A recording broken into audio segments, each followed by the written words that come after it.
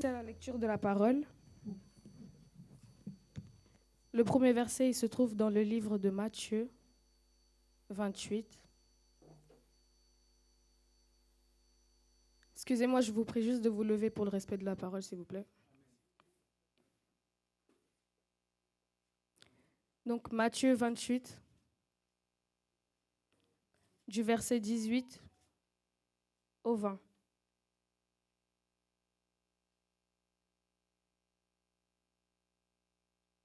Vous y êtes? Jésus s'approcha et leur dit, « Tout pouvoir m'a été donné dans le ciel et sur la terre. Allez, faites de toutes les nations des disciples, baptisez-les au nom du Père, du Fils et du Saint-Esprit, et enseignez-leur à mettre en pratique tout ce que je vous ai prescrit. Et en moi, je suis avec vous tous les jours jusqu'à la fin du monde. » Le prochain, il se trouve dans le livre des Actes 2.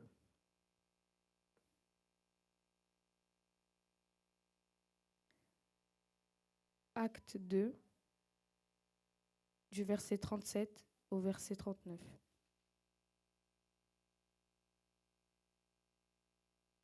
Vous y êtes? Après avoir entendu ce discours, ils eurent le cœur vivement touché et dirent à Pierre et à tous les autres apôtres, « Frères, que ferons-nous » Pierre leur dit, « Changez d'attitude et que chacun d'entre vous soit baptisé au nom de Jésus-Christ pour le pardon de vos péchés, et vous recevrez le don du Saint-Esprit. En effet, la promesse est pour vous, vos enfants, et tous ceux qui sont au loin, et en aussi grand nombre que le Seigneur Dieu les appellera. » Parole du Seigneur. Merci Elisabeth. Est-ce que tu peux t'asseoir? Tu peux m'aider à saluer 4 personnes. 4 personnes, je compte. Tu peux m'aider à saluer 4 personnes. 4. 1, 2, 3 et 4. 4, merci.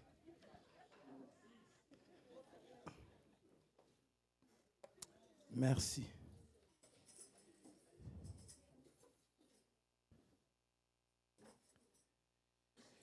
Bien-aimés dans le Seigneur, Shalom. Nous sommes très reconnaissants envers notre Dieu pour ces instants qu'il nous a encore accordé pour parler de sa part. Pendant que toi, tu écoutes la parole de Dieu, il y en a qui sont dans des morgues, il y en a qui sont dans des soins intensifs, et il y en a qui sont même en prison. Il n'y a pas de Wi-Fi là-bas, donc il ne peut pas aller sur YouTube, il ne pourra pas écouter la parole.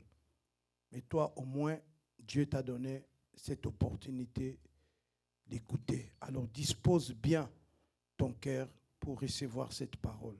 Amen.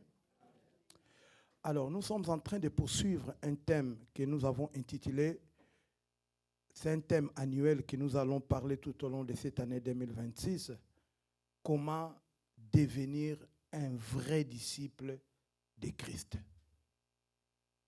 Alors nous sommes en train de parler cela pendant nos 12 soirées de prière. La secrétaire va parler ça tout à l'heure et le pasteur aussi va clôturer pour ça. Les 12 soirées de prière, c'est quoi la vision? Nous sommes en train de dédier les 12 mois de l'année, c'est-à-dire 12 soirées, 12 mois.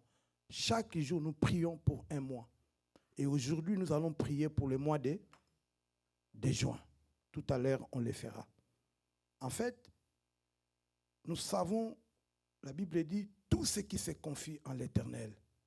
Nous allons déjà nous confier déjà en Dieu pendant toute cette année 2026. Alors chaque mois, le mois ne se ressemble pas, bien aimé. Chaque mois a son problème et a son combat. Amen. Alors c'est pour cela que nous devons prier pour chaque mois. Les jours ou les mois ou les semaines, ça ne se ressemble pas. Donc chaque mois a son entité. Et chaque mois a ses réalités. C'est pour cela que nous devons dédicacer tous les mois entre les mains de Dieu. Et nous sommes en train de le faire en jeûne et prière et d'une manière humide dans la semaine. Et le samedi, nous allons clôturer en jeûne et prière d'une manière sec. Alors, aujourd'hui, je me suis vraiment inspiré. Je crois que le pasteur Freddy a posé des jalons de base dès les premiers dimanches de l'année, parce que nous avons commencé déjà le thème. J'ai beaucoup aimé la manière dont il a abordé le thème en nous précisant les caractéristiques. Il a défini c'est qui un disciple. Parce que si tu ne le sais pas, ça ne sert à rien d'avancer dans les thèmes. Alors, je me suis inspiré de ces prédications, et c'est là que Dieu me dira, tu dois encore retourner en arrière. Comment on devient un disciple? Voilà mon sous-thème de ce matin. Comment on devient un disciple? Comment on devient un médecin? Il faut faire les études de la médecine, c'est clair. Comment on devient un chômeur? Il ne faut pas. Voilà. Et comment on devient riche?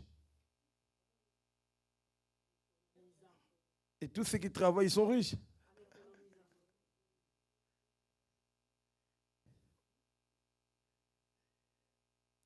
Alors, si vous trouverez la réponse tout à l'heure, comment on devient un disciple de Christ? Le passage que nous venons de lire, le premier passage, c'est notre passage clé. Jésus, moi j'ai la version parole de vie. J'aime beaucoup ma version. Jésus s'approche et leur dit, j'ai reçu tout pouvoir au ciel et sur la terre. C'est qui a reçu ce pouvoir? Ton Jésus, si tu l'as dans ta vie, sache-le que ton Jésus dit, lui, il a reçu tout pouvoir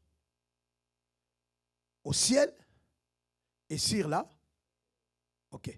Si Jésus a reçu ce pouvoir, donc, Paul dit, ce n'est plus moi qui vis,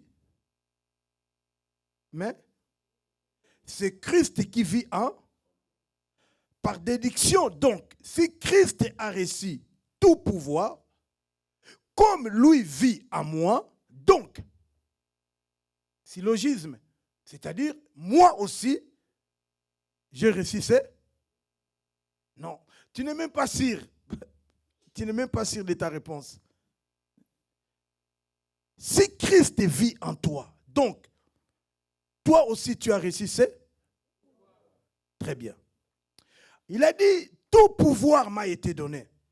Là, ce sont les derniers mots. Vous savez, les derniers mots dans les testaments ou dans les défunts, sur les défunts, ont toujours été respectés. Ça, c'est parmi les dernières paroles de Jésus avant qu'il monte.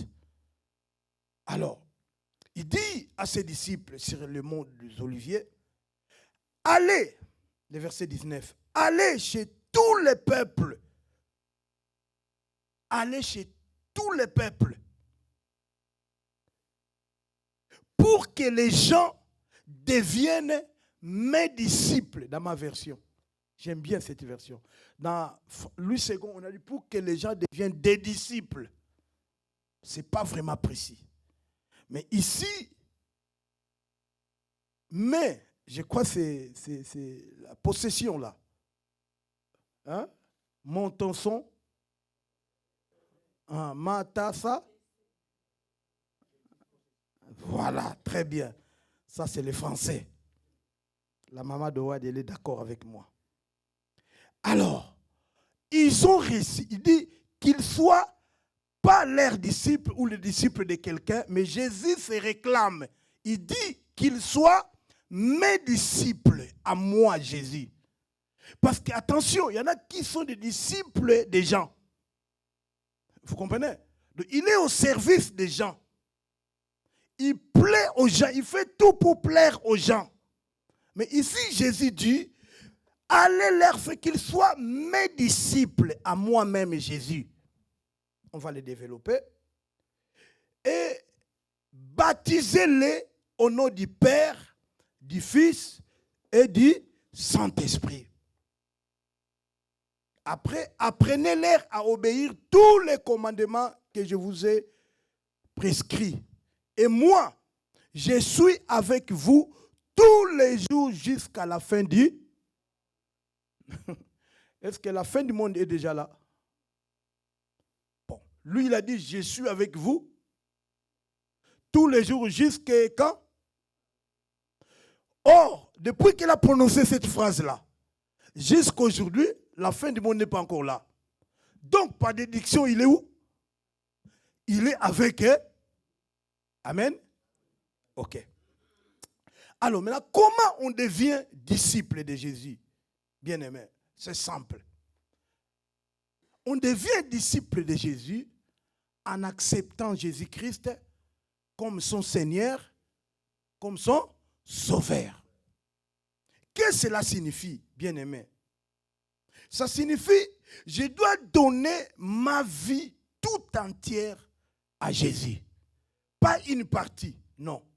C'est-à-dire, je dois m'abandonner. C'est-à-dire, je dois m'abandonner totalement à Jésus. Et quand tu fais ça, c'est ce qu'on appelle la repentance. En grec, métanoïa, qui signifie seulement le changement. Amen. Le changement. En fait, la repentance, c'est quoi? C'est comme une personne qui allait comme ça, on lui dit, change. Il change la direction. C'est ça la repentance. C'est-à-dire, vous avez décidé de tout abandonner. Oui, prends tout, Seigneur. C'est-à-dire, vous donnez votre vie à Jésus. Pas une partie. Malheureusement, c'est ce qui se passe. Les gens ne donnent pas tout. Ils donnent une partie à Jésus. Ceux qui ont suivi les 4 lois spirituelles, ils savent. On a représenté des cœurs. Il y a un cœur, on a mis la croix en dehors du cœur. Ça signifie, Jésus n'est pas dans sa vie. Mais à un autre cœur, on a mis, la personne est assise sur sa chaise et la croix est à côté. C'est-à-dire, Jésus est dans sa vie, mais Jésus n'a pas la première place. Ce sont eux qu'on appelle le chrétien charnel. Un pied dedans, un pied dehors. Et le troisième cœur qu'on nous a dit, qu'on nous a montré, c'est-à-dire la chaise, la croix est assise sur la chaise. Et lui est à côté. C'est-à-dire, il a pris, il a donné sa vie, la première place. La première décision d'abord, c'est Jésus qui prend ça dans sa vie. Amen.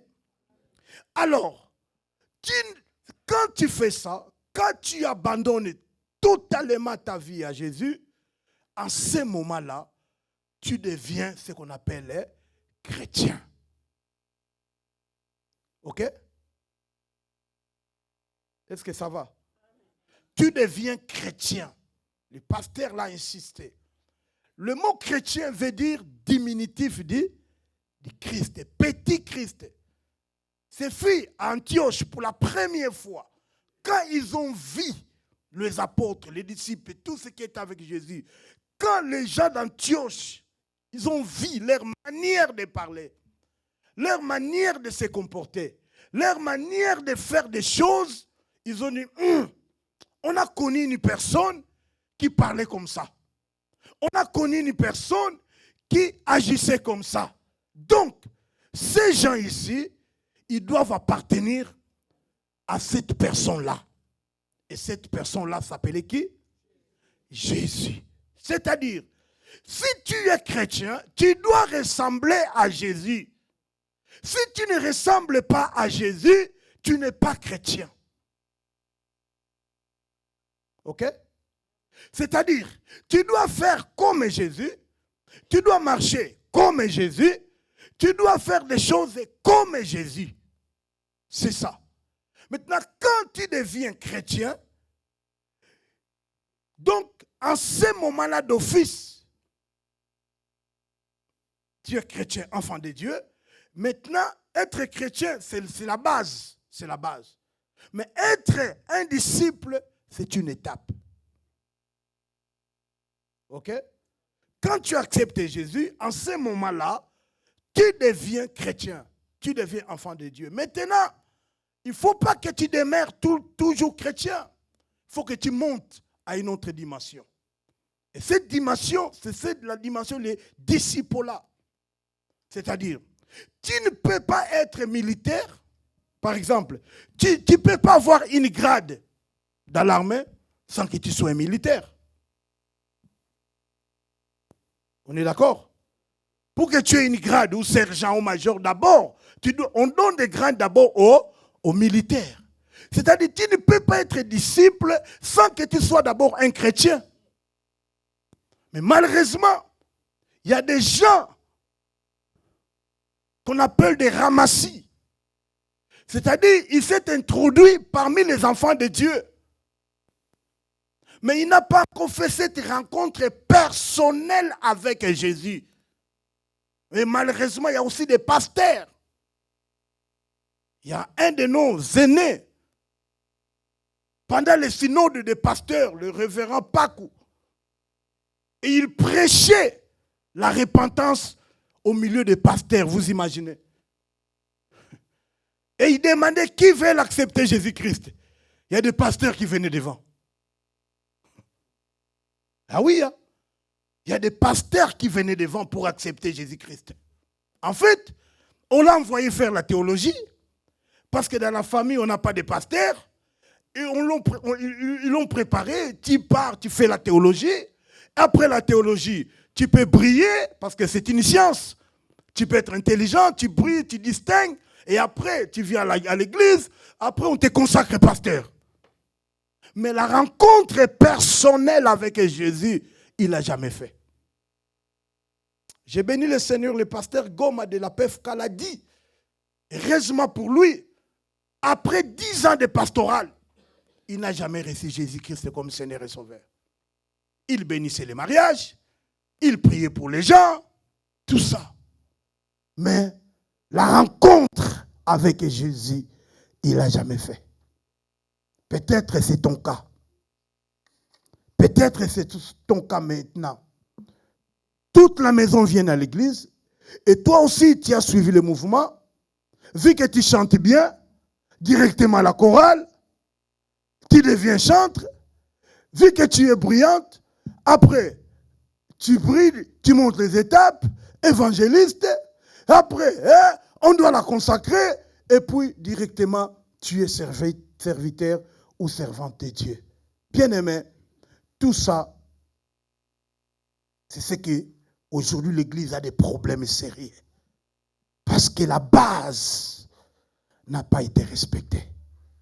Alléluia. Il y en a qui viennent à l'Église, mais ils ne sont pas passés à la repentance. C'est pour cela que nous devons prêcher la repentance tous les jours jusqu'à ce que Christ revienne. Frère, parce que sans la repentance, tu ne peux pas entrer au ciel. Tu ne peux pas. Et tu ne peux pas devenir disciple. Nous parlerons des bénéfices d'être disciple, des avantages d'être disciple pendant les 12 soirées là qui nous restent. Il y a une semaine qui nous reste. Et tu verras que c'est vraiment le premier avantage déjà, je l'ai dit. Jésus a dit, je serai avec vous. Amen. Tous les jours, si Christ est à moi, si Jésus est pour nous, qui sera contre eux? Vous comprenez? C'est-à-dire, tu n'auras pas peur, même les sorciers, qu'ils soient 10 fois sorciers. Mais si Christ est en toi, bien-aimé, l'enchantement, la divinité ne peut rien contre Israël. Amen. Alors, bien-aimé,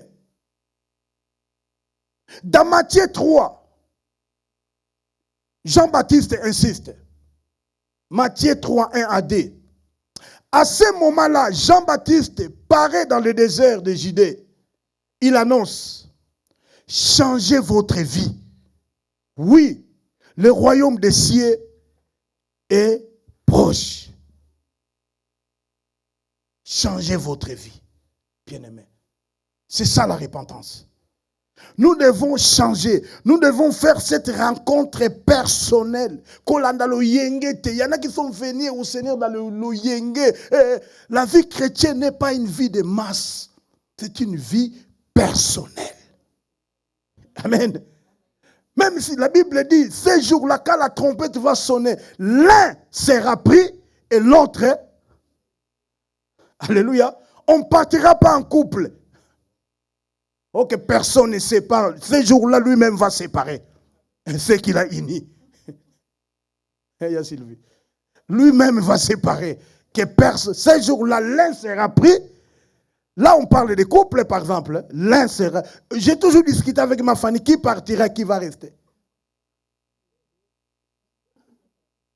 C'est pas que d'office, quand je suis pasteur, donc c'est moi. Non. Ah non, frère. Le pasteur, ce n'est pas un visa d'aller au ciel. Ah non. Le visa, c'est la repentance. Parce qu'aujourd'hui, on a des pasteurs bandits, des pasteurs assassins. Parce qu'ils n'ont jamais passé par la repentance. L'Infocodiciel a dit, il n'a jamais vu une personne qui passe près de la croix et reste toujours la même personne. Non, bien-aimé. Qui prône être chrétien, mais tes comportements n'affichent pas ça. Et dans les Actes des Apôtres, chapitre 2, le passage qu'on vient de nous lire, chapitre 2, le verset 37, je vais m'arrêter au verset 38. Pierre répond clairement à la question. Quand les gens entendent cela, ils sont très émus. Ils demandent à Pierre et aux autres apôtres, frères, qu'est-ce que nous devons faire? Ils ont écouté les discours que vous avez crucifié Christ. Il est mort pour vous. Il a payé le prix. Tout ça. Les gens, quand ils ont écouté ça, ils ont écouté l'amour de Dieu. Ils ont écouté ce que Dieu a prévu de faire dans la vie d'un être humain. Parce que nous étions errants. Chacun suivait sa propre voie. Nous n'étions pas destinés. D'ailleurs, le salut est venu pour les Juifs. Mais Dieu a prévu un plan pour nous sauver. Et quand ils ont écouté ça, ils ont demandé à Pierre, Pierre, qu'est-ce que nous devons faire? En d'autres termes, Pierre, qu'est-ce que nous devons faire pour être sauvés? Qu'est-ce que nous devons faire pour être des disciples? Qu'est-ce que nous devons faire pour aller au ciel? Au ciel. J'ai toujours dit, n'oublie jamais notre destination finale, c'est le ciel. Ce n'est pas le mariage. Ce n'est pas les papiers. Ce n'est pas les CDI. Les païens en ont tout ça. Alléluia. Ah oui. Dieu nous a mandaté avec le pasteur, avec l'évangile. C'est de préparer l'épouse du Seigneur. C'est ça ma mission principale. Ce n'est pas d'abord de te bénir. Ce n'est pas encore de prier pour toi, non. Ma mission primordiale, c'est de préparer l'épouse du Seigneur. Pour qu'il apparaisse ces jours-là, sans ride, ni tache. Alléluia. Irrépréhensible devant Dieu. Maintenant, quand ils ont eu le cœur vivement touché, il dit, frère, que devons-nous faire? Écoute la réponse de Pierre. Pierre leur répond, changez votre vie. Alléluia. Pierre n'a pas dit donner les offrandes. Pierre n'a pas dit aujourd'hui comme ça, c'est nous maintenant. Oh, en tout cas, tu dois poser d'abord une offrande. Bien-aimé, l'offrande ne pourra pas te sauver. La dîme ne pourra pas te sauver. La dîme ne sauve pas. J'ai parlé? La dîme ne sauve pas. Les offrandes ne sauvent pas. Un jour, j'ai reçu une sœur qui est venue me voir, lui, pasteur, je vais confesser un péché. J'ai dit, ok, vas-y. J'ai fait ça, j'ai fait ça, j'ai fait ça.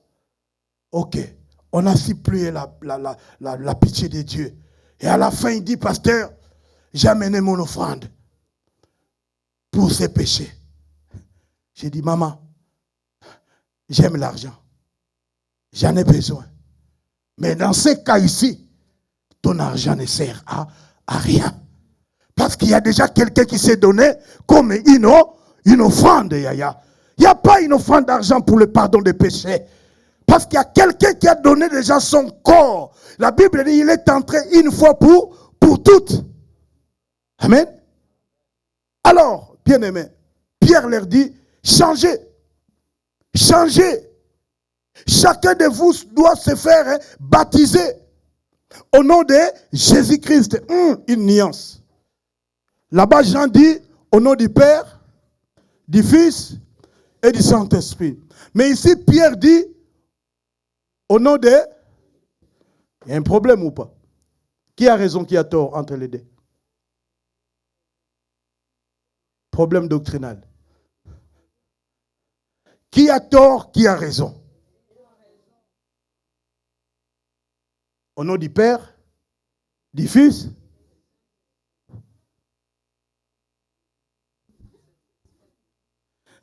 Je comprendrais Saint-Esprit, lui, il a dit. L'idée là, c'est le Saint-Esprit.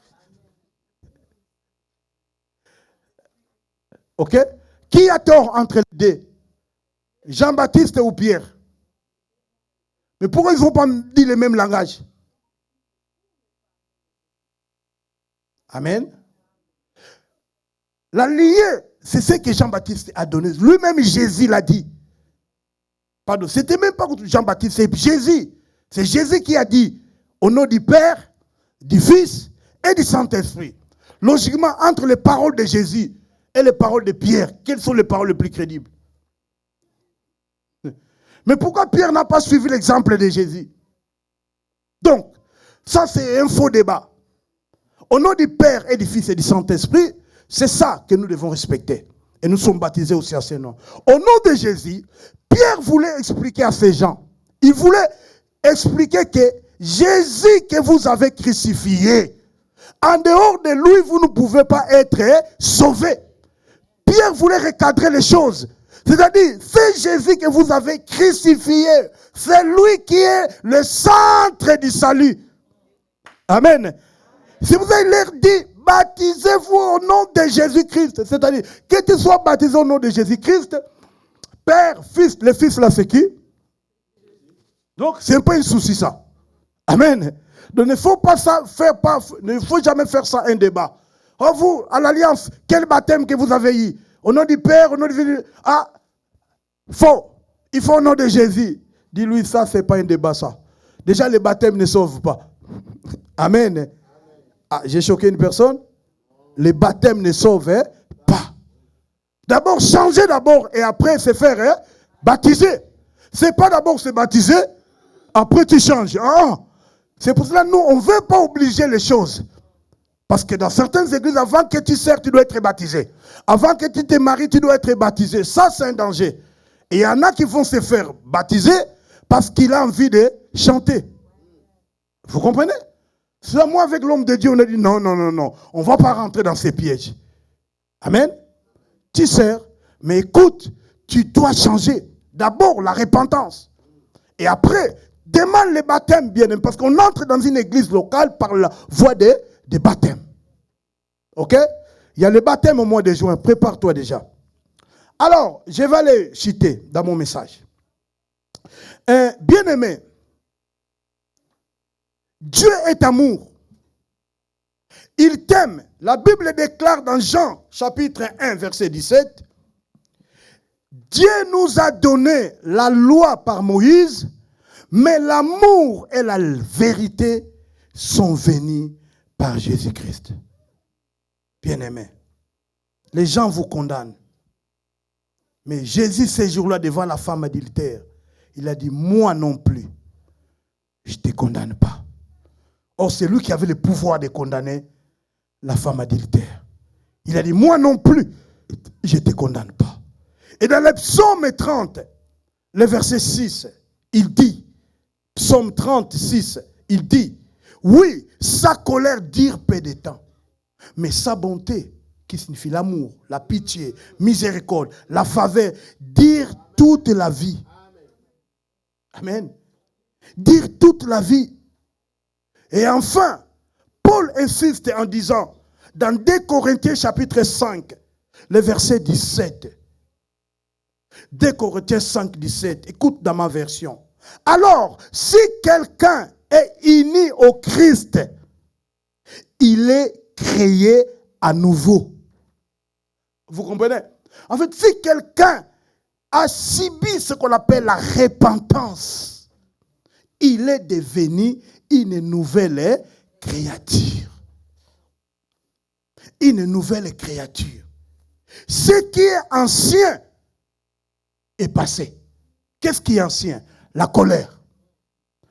Le mensonge. Parce qu'il y a des gens qui vous mentent terrible. Le mensonge. La masturbation. C'est pour ça que tu finis tous les savons dans la salle de bain. Et quand tu rentres, tu fais 3 heures, 2 heures du temps. Qu'est-ce que tu fais dans la salle de bain? La masturbation. La pornographie. Si on prend ton téléphone là, on déverrouille le code, les gens vont fuir ici.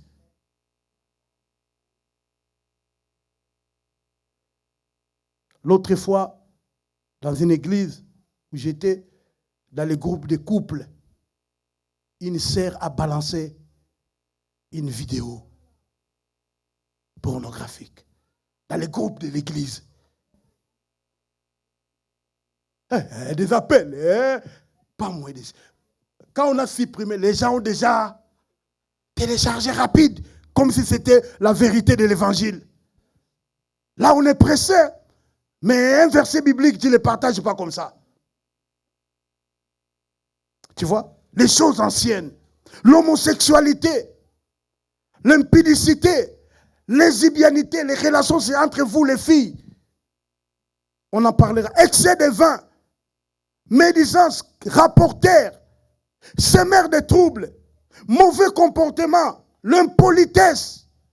Tout ça, c'est des choses anciennes.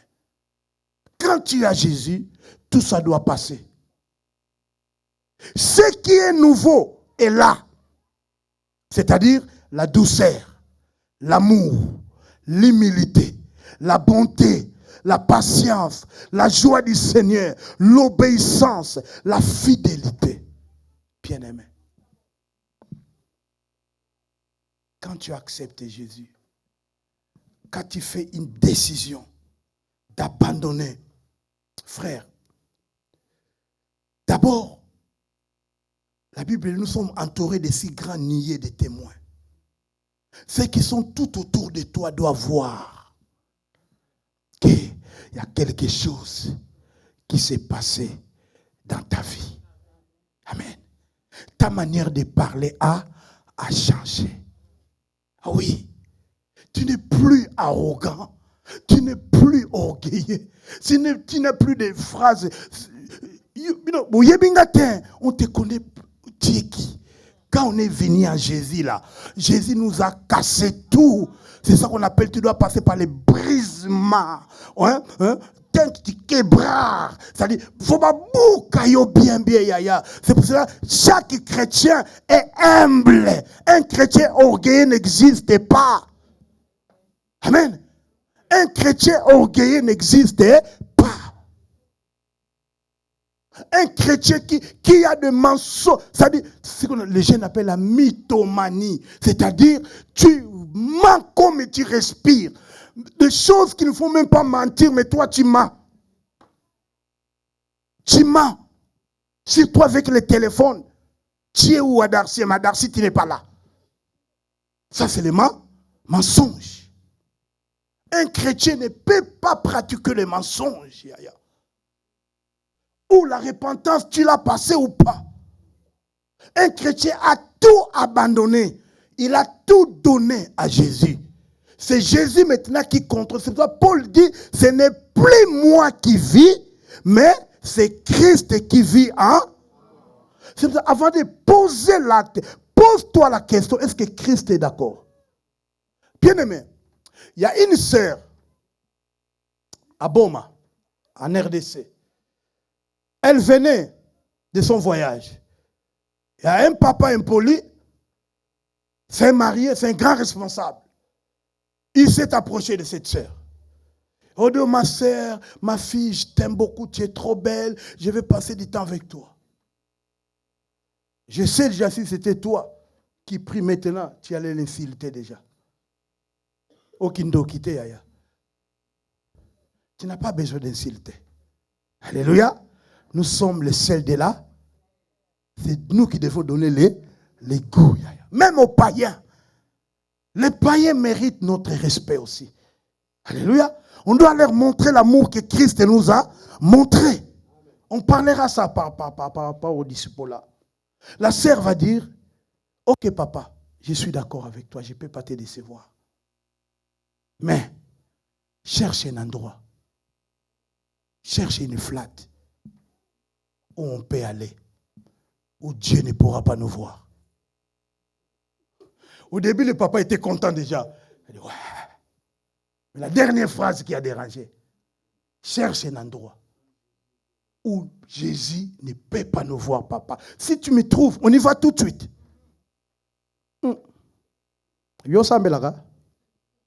Toi, tu pries?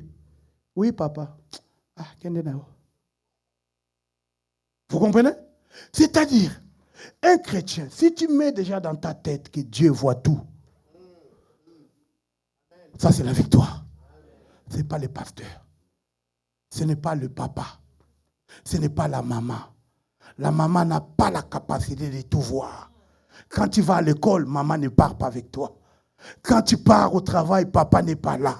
Quand tu pars faire ton stage, Stéphie, papa n'est pas là. Mais mets-toi en tête que Dieu voit tout. Est-ce qu'on peut se lever pour prier?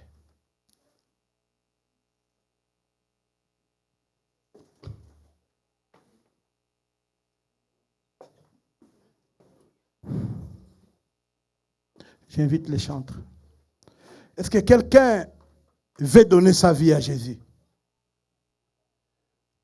Ne compte pas les années que tu as fait.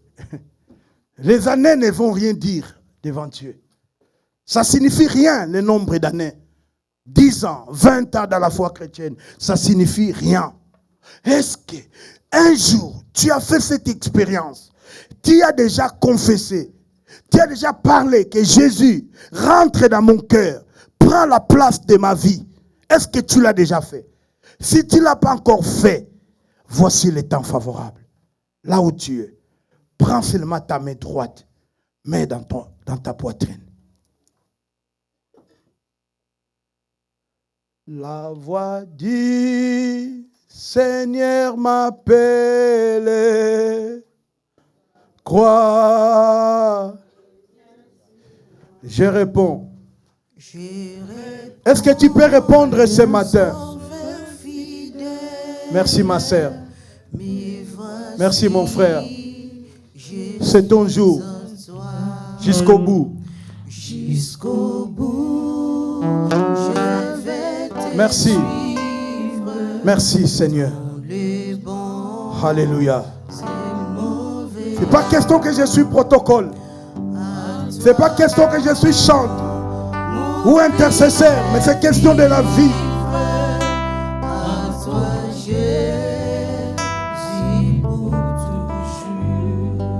Merci toi qui as mis ta main dans ta poitrine. Même si tu ne vas pas le dire tout haut, mais tu peux répéter avec moi cette prière. Seigneur Jésus, merci pour ta parole. Aujourd'hui, je prends l'engagement. Je prends la décision de te donner ma vie. Je t'accepte comme mon Seigneur et mon Sauveur. À partir d'aujourd'hui, Jésus entre dans ma vie. Dirige ma vie. Saint-Esprit de Dieu, prends le contrôle de ma vie. Au nom de Jésus. Je sais qu'à partir de maintenant, ton nom est inscrit dans le livre de vie. Alléluia.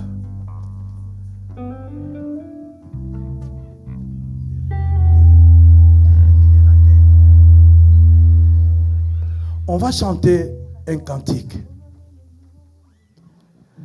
Les rémunérateurs de ceux qui les cherchent.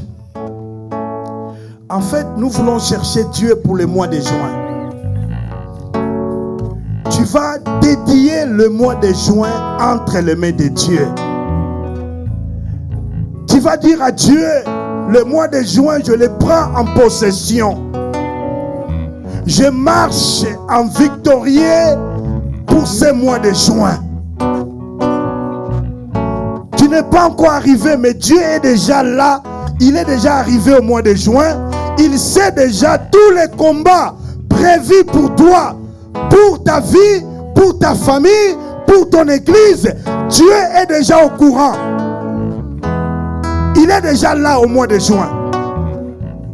Maintenant, toi, tu vas dédicacer ce mois d'abord entre les mains de Dieu.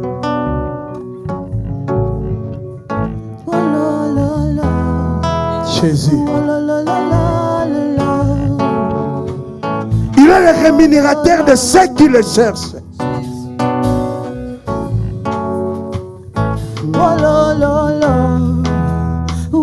Chante d'abord et après tu vas prier. Jésus.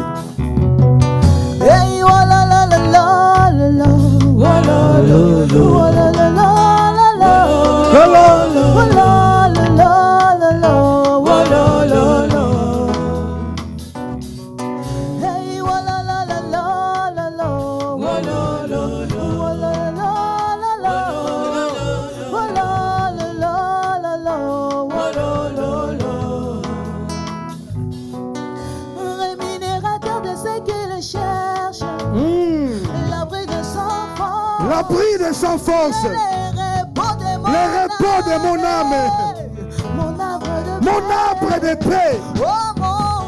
Mon Jésus, tu es tellement bon. Mon Jésus, tu es tellement bon.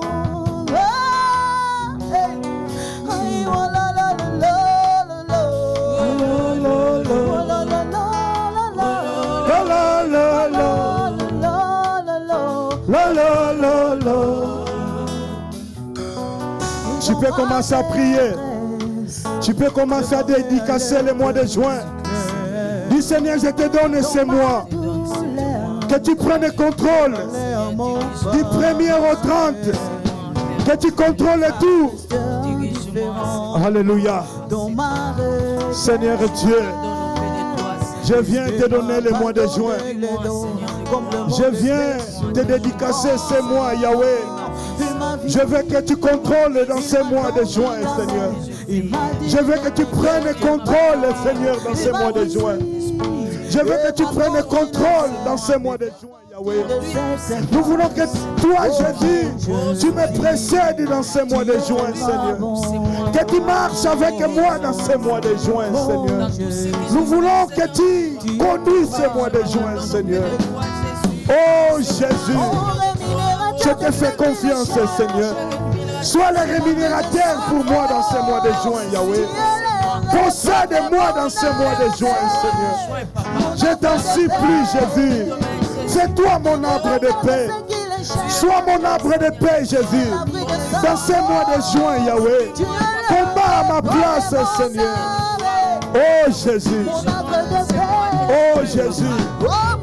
Nous te faisons confiance. Quand tu es là, nous sommes sans crainte. Alléluia. Alléluia. Jésus, merci. Oh, je sentais de la peine quand je ne connaissais pas. Alléluia.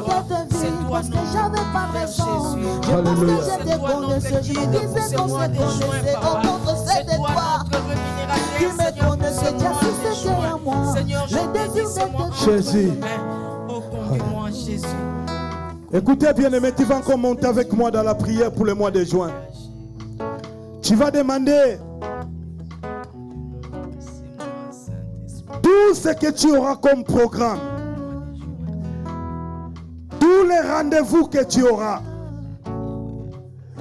tout ce que tu feras comme activité, que Dieu te précède. N'oublie pas, le mois de juin, il y a les bacs. N'oublie pas, le mois de juin, il y a des examens. Tu vas dédier tout ça, que Dieu soit au contrôle. Tu vas mettre le climat, des mois de juin. La Bible dit il est le maître des temps et des circonstances. Commence à prier, alléluia. Si tu vas passer les bacs, dédie ça entre les mains de Dieu. Si tu as des examens à faire, dédie ça entre les mains de Dieu. Si tu as un voyage prévu, dédie ça, Seigneur, alléluia. Oh Yahweh, nous te demandons pour le mois de juin. Nous voulons la victoire de ce mois de juin, Yahweh. Nous voulons, Père, que pendant les bacs, que tu nous visites, Seigneur. Nous voulons, pendant les examens que les enfants vont faire, Seigneur Dieu, nous avons besoin de toi. Nous avons besoin de toi, Jésus. Seigneur, que tout nous soit favorable. Le climat du mois de juin, Seigneur. Entre tes mains, Yahweh. Le temps, Seigneur. Entre tes mains, Yahweh. Nous voulons que ce mois de juin nous apporte bonheur, nous apporte faveur. Que le mois de juin nous apporte la paix, Yahweh. Que le mois de juin nous apporte la joie, Yahweh. Que le mois de juin nous apporte la grâce. Nous apporte la grâce. Nous apporte la grâce, Yahweh. Seigneur, merci. Alléluia. Alléluia. Oh, le repos de mon âme, Jésus. Au mois de juin. Alléluia. Alléluia. Tu es tellement bon, Jésus. Nous voulons vivre ta bonté. Nous voulons vivre ta bonté. Écoutez-moi. Nous allons prier. Le prophète arrive dans la ville. On lui dit, il demande comment est la ville. On lui dit, le séjour est agréable. Tout est bon dans la ville sauf l'eau est amère. Le prophète a pris du sel. Il est parti à la source. Il a assaisonné. Bien-aimé, nous allons assaisonner le mois de juin. Déclare le mois de juin le mois de bonnes nouvelles. Alléluia. Déclare le mois de juin, mois yabasango malamu. Le mois de bonnes nouvelles. Pour toi, pour ton dossier, pour ta vie, pour ta santé. Déclare de ta bouche. Mois de juin. Assaisonne le mois de juin, bien-aimé, par la prière. Alléluia. Alléluia. Seigneur, nous venons assaisonner le mois de juin. Je viens assaisonner le mois de juin. Je viens assaisonner le mois de juin. Que tout me soit favorable pour le mois de juin. Que je marche en victorieux. Que je marche en victorieux. Que j'enfonce le mois de juin. Que la victoire soit sur mon camp, Jésus. Que la gloire me poursuive, Seigneur. Que la bénédiction me poursuive, Seigneur. Que le mois de juin me donne la vie. Que le mois de juin me donne la paix. Que le mois de juin me donne encore une grande percée, Seigneur. Dans le ministère, dans la vie professionnelle, dans la vie sentimentale, dans tout ce que je peux faire, Seigneur. Que le mois de juin m'accorde la paix. Que le mois de juin m'accorde la joie. Que le mois de juin me soit favorable. J'assainis, Seigneur, le mois de juin. J'assainis cela. Au nom de Jésus. Au nom de Jésus. Au nom de Jésus. Au nom de Jésus. Au nom de Jésus. Merci, Seigneur. Merci, Seigneur. Alléluia. Lolenge mose atombolaki nyoka motako kuna nesobe mwana na pate atombo milelo wetenga ina yoto bigisa soki natali ebo moye ko changer. Quand je regarde à Jésus, le mois de juin, nous voulons regarder à Jésus.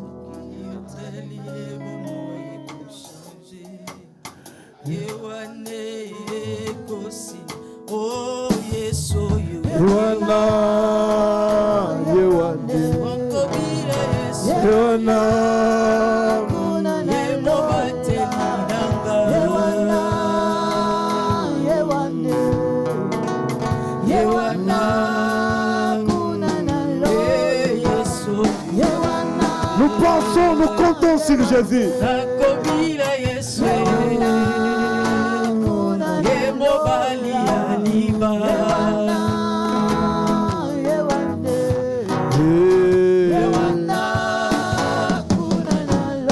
Écoutez, bien-aimés, nous allons prendre possession.